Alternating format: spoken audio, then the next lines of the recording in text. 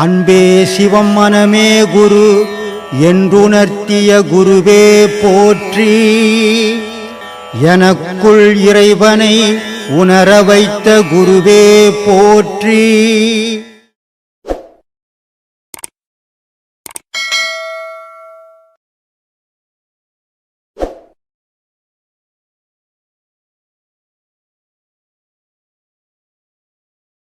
நமக்கு ஒரு 2 பசங்க இருக்குது. நம்ம ஒரு கல்யாணத்துக்கு போகிறோம். நம்ம பசங்களையும் கூட்டின்னு போகிறோம். பசங்க கல்யாணம் எல்லாம் பார்க்குது. நல்லா பண்ணுறாங்க, நல்லா அழகாக இருக்குது, நல்ல கதை நடக்குது. உடனே பசங்க வீட்டுக்கு வந்தோடனேப்பா அதே மாதிரி எனக்கு கூட ஒரு கல்யாணம் பண்ணுப்பா அப்படின்னு சொல்கிறான். ஆனால் நம்ம பண்ணிவிடுவோமா? கண்டிப்பாக நம்ம பிள்ளை தானே, பண்ண முடியாது. ஏன்னா அந்த பருவம் வரணும், அந்த பொறுப்பு வரணும், அந்த காலம் வரணும். அப்போ தான் அதை பண்ணால் அது சீராக இருக்கும். இறைவன் அதே தான் நமக்கு பண்ணின்னுக்கிறோம். எந்த காலத்தில் எப்போ எங்கே அனுப்பணும் அதை அமைச்சால் அது சீராக இருக்கணும் இறைவன் முடிவு பண்ணிடுறான். ஏன்னா இறைவனுடைய பிள்ளைகள் தான். அதனால் அதில் எந்த மாற்றமும் கிடையாது. கண்டிப்பாக எல்லோருக்கும் நன்மையை தரும். நம்ம வாழ்க்கை உலகத்துக்காக இருக்கணும். நமக்காக ஒரு பகுதி இருக்கணும், ஒரு பகுதி உலகத்துக்காக இருக்கணும். அவன் தான் மனிதன். தனக்காக மட்டும் இருந்தால் அவன் மிருகம். இறைவனுடைய பாதையில் பொய் பொருட்டு இல்லாமல் உண்மையை பேசு. எவன் எடுக்கிறான் எடுக்கலை யோசிக்காது. அதான் என்னுடைய கொள்கை. அந்த நான் உண்மையை பேசுகிறேன்றது என்னுடைய சீடருங்க புரிஞ்சுக்கணும். அவங்க பல பேருக்கு சொல்லட்டும். அதுவே என்னுடைய ஆட்கள். உங்களுக்கு சந்திச்சதில் எங்களுக்கு ரொம்ப பெரிய புண்ணியமாக நினைக்கிறேன். அப்படிலாம் இல்லை சார், எல்லோரும் நம்ம சந்திப்போம், எல்லோரும் முன்னாடியே சந்திச்சும் இருப்போம். ஆனால் இந்த உடல் வரும்போது நமக்கு அடையாளங்கள் தெரியாமல் இருப்போம். ஆனால் நம்ம ஆன்மாக்கள் சந்திச்சு இருக்கோம். அங்கே சந்திக்காதவங்க இங்கே சந்திக்க முடியாது. அத்தனை பேரும் நம்ம அங்கே சந்திச்சிருப்போம். ஒவ்வொருத்தரும் ஒவ்வொரு இடத்துல இருப்போம். இப்போ சந்திக்கக்கூடிய காலங்கள் வந்திருக்கோம், சந்திக்கிறோம். நான் இது பெரிய ஆசீர்வாதமாக நினைக்கிறேன். ரொம்ப நன்றிங்க, ரொம்ப நன்றி, ரொம்ப நன்றி. எல்லாருக்கும் ஆத்ம வணக்கம். உங்களுக்கும் உலகம் முழுக்க இருக்கிற ஐயாவோட பக்தர்கள் சீடர்கள் மலேசியா, சிங்கப்பூர், லண்டன், நார்வே, டென்மார்க்குன்னு உலகம் ஃபுல்லாக இருக்கிற ஐயாவோட சீடர்கள் எல்லாருக்கும் இந்த பௌர்ணமி திருநாளில் நம்ம ஆசிரமத்து சார்பாக எல்லாருக்கும் ஆத்ம வணக்கம் சொல்லிக்கிறேன். மனம் மனத்தினில் ஒடுங்கி நம் மாயையெல்லாம் நீக்கி தூய ஒளி கிளம்பி நம் துன்பமெல்லாம் தீர்த்து தாயை காட்டி தந்தையுடன் சேர அருள் புரிய வேண்டும் எல்லாம் வல்ல சத்குருநாதர் பிரம்மஸ்ரீ நித்யானந்த சுவாமிகள் மலரடி சரணம் சரணம் சரணம். பிள்ளையார் சொல்லி போட்டு தான் தொடங்குவாங்க பெரியவங்க. பொதுவாக உலக வழக்கு அதுதான். நமக்கு பிள்ளையார் சொல்லி, சிவன் சொல்லி, முருகன் சொல்லி, எந்த சொல்லி போட்டாலும் ஒரே சொல்லி தான். அது நம்ம குருவோடது தான். குருவை தவிர வேறு யாரும் நம்ம சொல்ல வேண்டிய அவசியமும் இல்லை. ஏன்னா குருவோட வல்லபம் சொல்லி மாளாது. உடல் பொருள் ஆவி மூன்றையும் தானம் வாங்கிய எங்கள் சர்க்குருவேன்னு நம்ம சர்க்குருநாதர் சொல்லியிருக்காரு. ஒரு குருநாதருக்கு நாம் என்னெல்லாம் கொடுக்கணும்? பணம் கொடுக்கலாமா, இல்லை வேறு எதனா பொருளாக கொடுக்கலாமான்னா அதெல்லாம் ஒன்றும் இல்லைப்பா.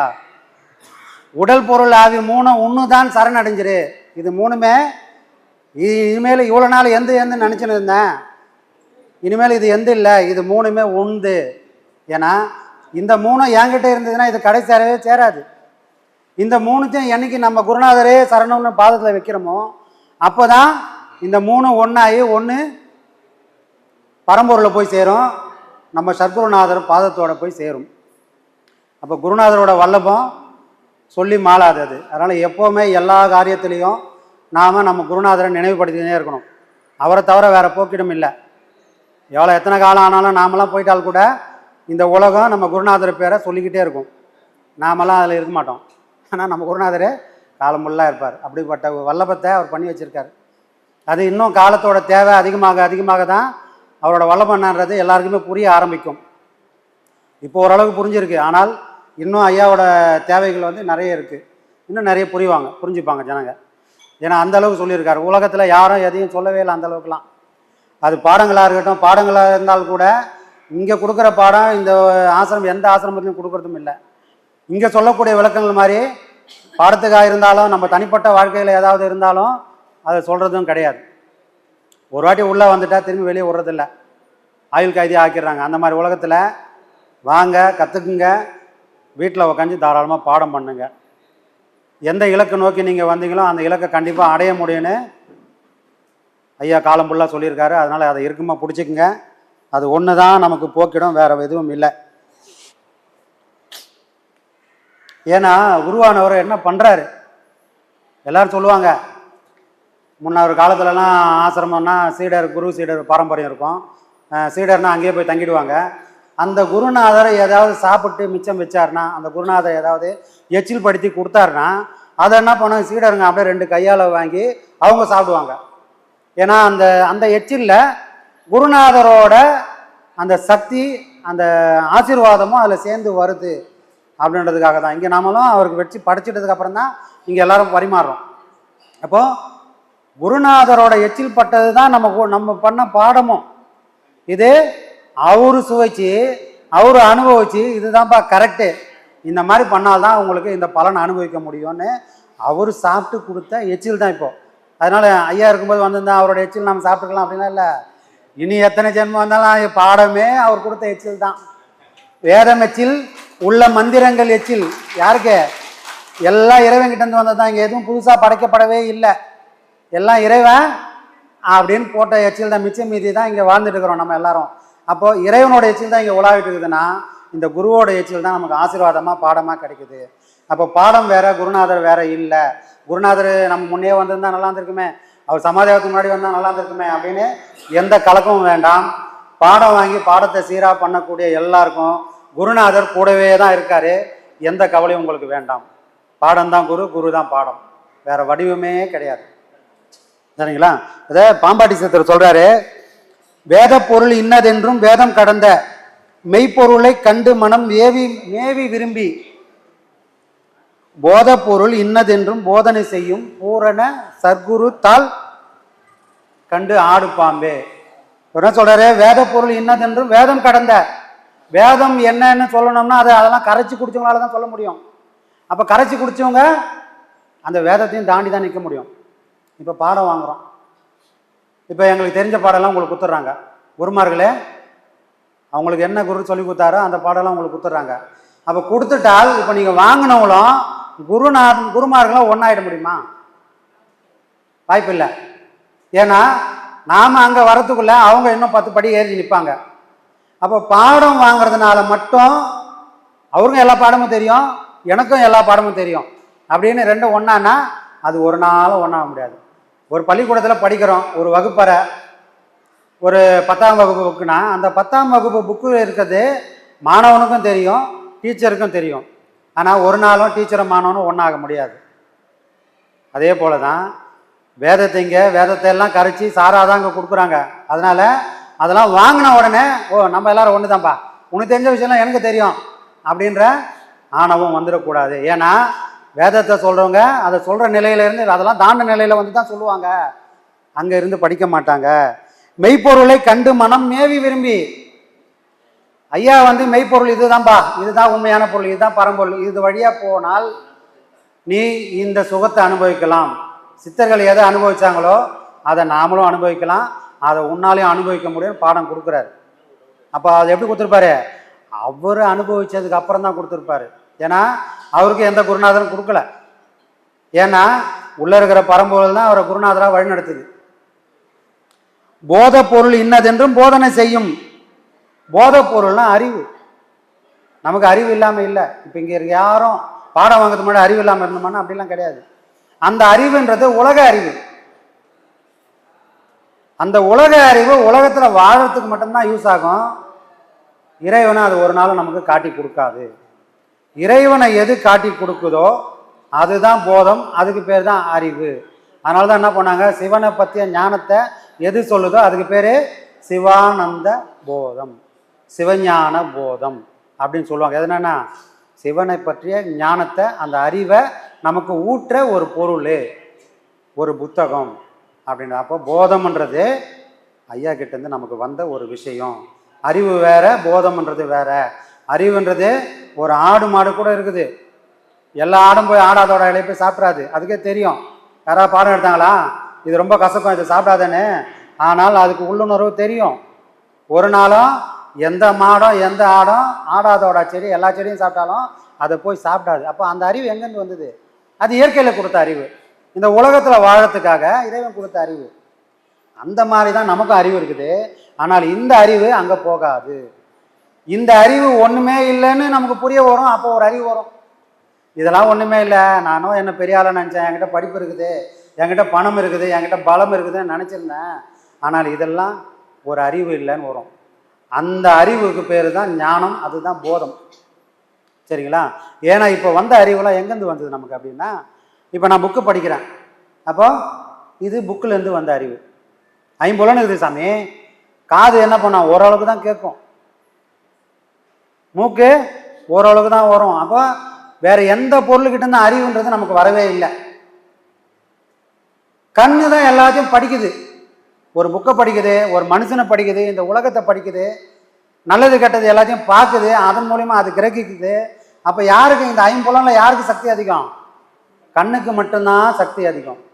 மற்ற பொருளெல்லாம் போட்டபடி கிடக்குது, அதுவும் புலன்தான். ஆனால் கண்ணுக்கு மட்டும்தான் நமக்கு இருக்கிற அறிவில் 90% அந்த கண்ணு கொடுத்தது தான். அப்போ அந்த கண்ணு எதை பார்க்குது? உலகத்தை பார்க்குது. அப்போ அது கொடுத்த அறிவு உலக அறிவு. இந்த அறிவை நம்ம பிரமாதமாக கொண்டாடணும்னா நயா பைசா கூட உதவ மாட்டோம். கடைசி காலத்தில் போய் சிந்திப்போம், நாம் எவ்வளோ பெரிய தப்பு பண்ணிட்டோம், எதையோ உண்மை பொருளை மறைச்சியும் நம்ம ஏதோ ஒன்று கேலி பண்ணி இவ்வளோ தூரம் வந்துட்டோமே, இவ்வளோ காலம் வீணாக்கிட்டோமே அப்படின்ற ஞானம் எப்போ வரும்? கடைசி காலத்தில் வரும். அதனால் பலன் இருக்கிறதுனா இல்லை. அப்போ இப்போ இருக்கிற நம்ம அறிவு இல்லாமல் போகிறதுக்கு தான் பாடமே. இங்கே இறைவனை காட்டி கொடுக்க போகிறதில்ல, நாமளை காட்டி கொடுக்க போகிற விஷயமும் இல்லை. நாம் ஒரு ஜீரோ, நாம் ஒன்றுமே இல்லைன்னு எப்போ ஒருத்தனுக்கு புரிய வருதோ அப்போ அவங்க மட்டும்தான் தன்னை அறிந்தவங்க. தன்னை அறிந்தவரே தன்னை மறைப்பார், தன்னை அறியாதவரே தன்னை காட்டுவார்.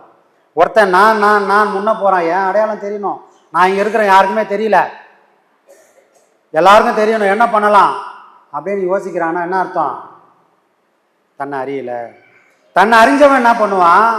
என் செயல் மட்டும்தான் இங்கே வேணும், தன்னோட அடையாளம் எங்கேயும் தேவையில்லை, தன்னை காட்ட வேண்டிய எந்த வேலையும் இல்லை, தன்னை மறைப்பான். அப்போ உலகத்தில் எப்படி இருக்கணும்? புத்திசாலிலாம் எப்படி இருப்பான்? தன்னை மறைச்சி தான் வாழ்வாங்க. ராமன் கூட புத்திசாலி தான், இல்லைன்னா வாலியை போய் மறைஞ்சிருந்து அடிப்பாரா? கடவுளாச்சே.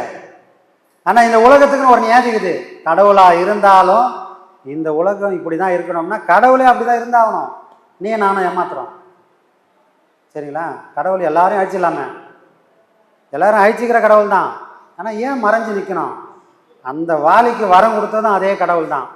அப்போ அவன் கொடுத்த வரத்தை அவனாலே மீற முடியாது, ஏன்னா இது உலக இயற்கை. அப்போ நீ மறைஞ்சிருந்து தான் அவனை சாகடிக்கணும். அந்த மாதிரி இந்த உலக விஷயத்தில் சில உண்மைகளை நாம் ஏற்றுக்கின்னு பழகின்னு அதை புரிஞ்சு நடந்தால் மட்டும்தான் இந்த உலகத்துலேருந்து நம்ம துன்பம் வராமல் நம்மளை பாதுகாத்துக்க முடியும். ஆன்மீகத்தில் கடை சேரணும்னா சில விஷயங்கள்லேருந்து ஒதுங்கி நிற்கணும். குடும்பத்துலேருந்து ஒதுங்க முடியாது, நம்ம செய்ய வேண்டிய கடமை இன்னும் ஏராளமாக இருக்குது.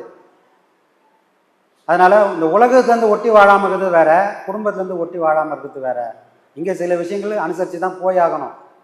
சில நேரத்தில் விழுந்துருவோம், சில நேரத்தில் ஏந்து நிற்கும் போது சந்தோஷமாக இருக்கும், விழுந்து கிடக்கும் போதே நமக்கு வருத்தமாக இருக்கும். அந்த வருத்தங்கள் எதுவுமே வேண்டாம், இது இயற்கை. நாம் 1000 தடவை விழுந்தாலும் எழுந்து நிற்கிறோம் இல்லையா? அந்த எழுந்து நிற்கிற அதை மட்டும் நினச்சி பாருங்கள், விழுந்ததை மறந்துடுங்க. சரிங்களா? எந்த துன்பத்தையும் நாம் திரும்ப திரும்ப திரும்ப ஆசைப்படவே வேண்டாம். எப்போல்லாம் நம்ம தைரியமாக இருக்கிறோமோ, எப்போல்லாம் சிரிச்சு நிற்கிறோமோ, எப்போல்லாம் சந்தோஷமாக இருக்கிறோமோ அதை மட்டும் நம்ம திரும்ப பார்ப்போம். அது மட்டுமே நம்ம வாழ்க்கையில் திரும்ப திரும்ப நடக்கும்.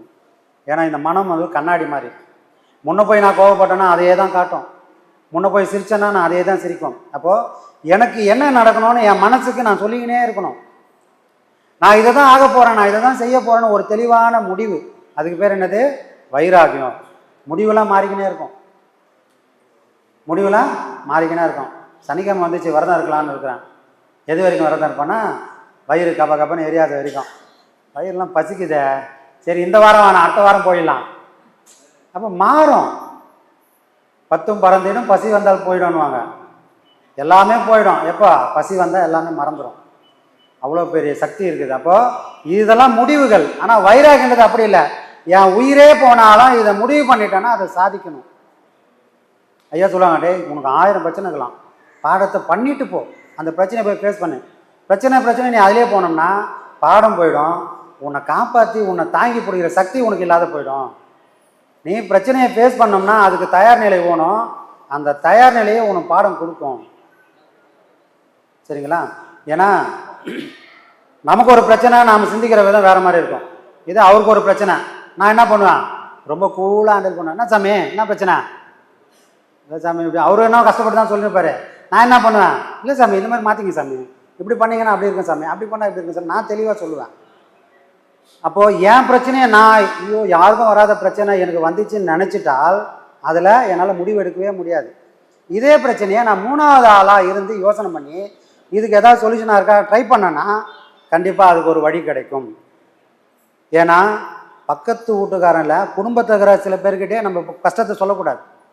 கஷ்டத்தை நம்மளை தவிர வேறு பொண்டாட்டியை தவிர வேறு யாருக்குமே சொல்ல வேண்டிய அவசியம் இல்லை. சொன்னோம்னா அது இன்னும் 10 பிரச்சனை அதிகமாகிடும். சில விஷயங்கள் நம்மளோடவே இருக்கணும். அப்போ நாம் ஒரு பிரச்சனைகளை வரும்போது ஒரு 3வது ஆளுக்கு நடந்தால் நான் எப்படி பதில் சொல்லுவேன் அப்படின்னு எனக்கு நானே சொல்ல ஆரம்பித்தோம்னா எல்லாத்துக்கும் ஒரு சொல்யூஷன் நிச்சயமாக கிடைக்கும்.